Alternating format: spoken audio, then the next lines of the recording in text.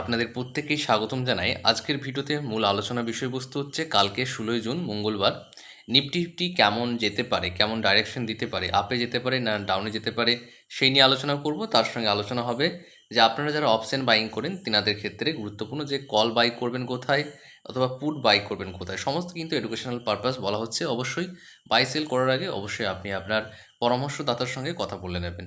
তাহলে চলুন যে নিফটি ফিফটির চার্ট আছে সেটা নিয়ে আমরা আলোচনা করি। নিফটি চার্টে আমরা চলে এসেছি। আপনারা দেখতে পাচ্ছেন একদিনের টাইম ফ্রেম আমি লাগাচ্ছি। একদিনের টাইম ফ্রেমে দেখতে পাবেন যে আজকে নিফটি ফিফটি 24,000 টাচ করেছিল, 24K টাচ করেছিল। 24K টাচ করার পরে নিফটি রিজেকশন ফেস করে এবং ক্লোজিংটা দিয়েছে কোথায়, 23,853-তে।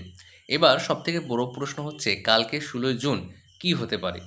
তার আগে আমাদেরকে গুরুত্বপূর্ণ সাপোর্ট এবং রেজিস্ট্যান্সগুলো আগে জেনে নিতে হবে, কারণ সাপোর্ট আর রেজিস্ট্যান্স ভালো করে না জানলে আপনার ট্রেড করার সমস্যা হতে পারে। কারণ আপনি যে জায়গাতে ট্রেড করছেন সেটা যদি রেজিস্ট্যান্স জোন হয় এবং সেখানে যদি আপনি পুট বাই করে থাকেন তাহলে ঠিক আছে, কিন্তু আপনি যদি সেখানে কল বাই করেন রেজিস্ট্যান্স জোনের কাছে তাহলে কিন্তু সেটা খুবই ভুল হবে এবং সেক্ষেত্রে লস হওয়ার সম্ভাবনা রয়েছে।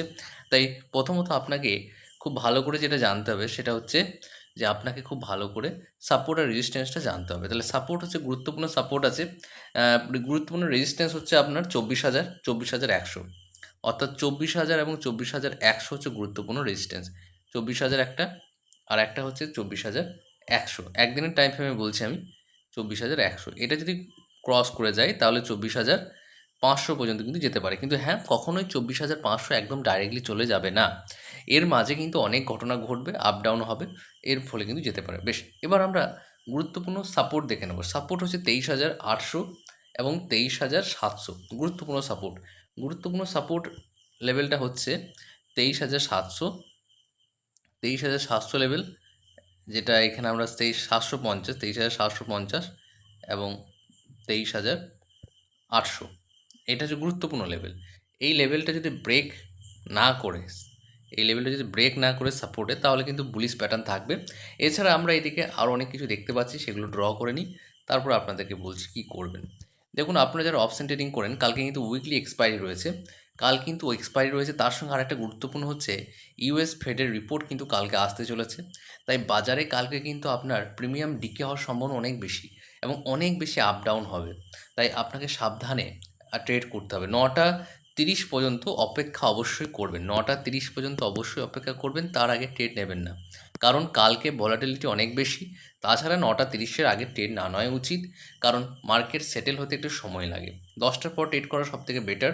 এছাড়া আপনার যে সেট আপ, সেই সেট আপ অনুযায়ী ট্রেড করবেন, সমস্যা না। কিন্তু হ্যাঁ, সেট আপটা কিন্তু যতক্ষণ না তৈরি হচ্ছে ততক্ষণ কিন্তু ওয়েট করতে হবে। এই ওয়েট যিনি করতে পারবেন, ডিসিপ্লিনে থাকতে পারবেন, তিনার কিন্তু প্রফিট হবে। সেটা যে কোনো ফিল্ডেই হোক না কেন, সেটা অপশন ট্রেডিং বলুন, ইন্টারডে বলুন, সুইং ট্রেডিং বলুন, সমস্ত ফিল্ডেই প্রফিট হয়। একটা ভুলের জন্য প্রফিট হয় না, সেটা হচ্ছে ডিসিপ্লিন ভঙ্গ করা। আপনারা যদি সুইং ট্রেডিং, অপশন ট্রেডিং, এছাড়া ইন্টারডে শিখতে চান, তাহলে আপনারা এখানে যে নাম্বারটি দেখতে পাচ্ছেন, নিচে যে নাম্বারটা আপনি দেখতে পাচ্ছেন, এই নাম্বারে হোয়াটসঅ্যাপে যোগাযোগ করে নিন। আমাদের কোর্স কিন্তু খুব দ্রুত শুরু হতে চলেছে এবং সেখানে আপনারা সমস্ত কিছু শিখতে পারবেন। তাহলে চলুন নিফটি কী হতে পারে সেটা নিয়ে আলোচনা করা যায়। এবার যে মূল বিষয় সেটা নিয়ে আলোচনা করি যে কাল কী হতে পারে। নিফটি কালকে খুব বেশি একটা গ্যাপ আপ গ্যাপ ডাউন হবে না, একটা ফ্ল্যাট ওপেনিং হওয়ার সম্ভাবনা রয়েছে এবং কালকে প্রিমিয়াম খুব বেশি ডিকে হবে। কালকে এক্সপায়ারি রয়েছে নিফটির, তাই সাবধানে ট্রেড করবেন। সেট আপ তৈরি না হওয়া পর্যন্ত অপেক্ষা করবেন। সেট আপ তৈরি যদি হয় তাহলে ট্রেড নেবেন, তাছাড়া নেবেন না। এই রুলসটা যদি তৈরি করে নিতে পারেন, সাইকোলজি যদি তৈরি করতে পারেন, তাহলে আপনার লস হওয়ার সম্ভাবনা খুবই কম হয়ে যাবে। সমস্ত ফিল্ডেই প্রফিট হয়, অপশন বলুন, ইন্টারডে বলুন, অথবা সুইং বলুন।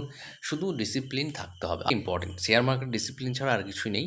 সাইকোলজি আপনার 90%, 10% আপনার টেকনিক্যাল চার্ট প্যাটার্ন, এগুলো 10% কাজ করে। তাই এই সমস্ত বিষয়গুলি যদি শিখতে চান তাহলে নিচের যে নাম্বারটা দেওয়া আছে সেই নাম্বারে অবশ্যই আপনি কন্ট্যাক্ট করুন। আপনার যে সমস্যাগুলো আছে সেগুলো বলতে পারেন। এবার যে বিষয় নিয়ে আলোচনা করব, যে কল কোথায় বাই করবেন, পুট কোথায় বাই করবেন, সে নিয়ে আলোচনা করা যায়।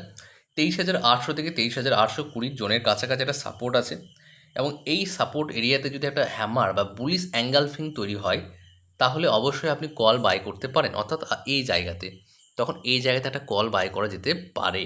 কিন্তু শর্ত হচ্ছে বুলিশ অ্যাঙ্গালফিং যদি হয়ে যায়, হ্যামার যদি তৈরি হয়, কোনো যদি বুলিশ প্যাটার্ন ক্যান্ডেল তৈরি হয়, তাহলে অবশ্যই বাই করতে পারেন। এবং সেখানে আপনার 23,780 হবে আপনার স্টপ লস। এসএল হবে আপনার 23,780, টার্গেট হবে 24,100 পর্যন্ত। এবং পুট সাইডে যদি হয়, পুট সাইডে কোথায় নেবেন দেখুন, 24,000 যদি মার্কেট গ্যাপ আপ হয় ভালো এবং তারপরে 24,000-এ যায়, তাহলে কিন্তু একটা রিজেকশন ফেজ হবে। একদমই 24,000 ব্রেক করে 24,100, 200 এভাবে চলে যাবে না। তাই সেই যে একটা ডাউন হবে, সেই ডাউনটাকে আপনাকে কাজে লাগাতে হবে। সেখানে আপনি একটা পুট বাই করতে পারেন। তাহলে 24,000 23,980 এই জোনের মধ্যে আপনি একটা পুট বাই করতে পারেন এবং স্টপ লস কোথায় থাকবে? 24,050-এ আপনি স্টপ লস অবশ্যই লাগাবেন। স্টপ লস ছাড়া কিন্তু হবে না। বেশ, এছাড়া যদি মার্কেট বাই চান্স কোনো কারণবশত 23,800-কে ব্রেক করে দেয় কালকে, তাহলে 23,700, 23,720 কিন্তু ডাউন হতে পারে এবং অ্যাটলিস্ট যে সাপোর্ট সেটা কিন্তু 23,500 কিন্তু কাজ করবে। এখানে কিন্তু একটা সাপোর্ট কাজ করবে। তাই আপনাকে খুব ভালোভাবে সংযত হয়ে কাজ করতে হবে। তাহলে আলটিমেটলি কালকে নিফটি গ্যাপ আপ কিংবা গ্যাপ ডাউন খুব একটা বেশি হবে না। যেটা হবে সেটা ফ্ল্যাট ওপেনিং হবে। এখানে আপনাকে একটু খেয়াল রাখতে হবে আপনার যে আপনি কাজ করছেন, সেই কেমন কাজ করে সেটা আপনি ভালো করে জানবেন। সেই অনুযায়ী কাজ করবেন। তাছাড়া কিন্তু না। ঠিক গুরুত্বপূর্ণ বিষয় হচ্ছে কালকে এক্সপায়ারি রয়েছে, তার সঙ্গে সঙ্গে ইউএস ফেডের একটা বড় সিদ্ধান্ত আসার কথা রয়েছে কালকে। তাই আগামীকাল প্রিমিয়াম খুব দ্রুত ওঠানামা করবে। অপশন ট্রেডিংয়ের ঝুঁকি অনেক বেশি থাকে। তাই যে কোনো পজিশন নেওয়ার আগে নিজের ক্যাপিটাল আর রিস্ক ম্যানেজমেন্টটা সঠিকভাবে আপনি করবেন। অবশ্যই স্টপ লস লাগাবেন। আজকে এই পর্যন্ত, নেক্সট ভিডিওতে আবার দেখা হচ্ছে। এখানে যে সমস্ত বিষয়বস্তুগুলো বলা হলো সমস্ত কিন্তু শিক্ষামূলক উদ্দেশ্যে শেয়ার করা হলো।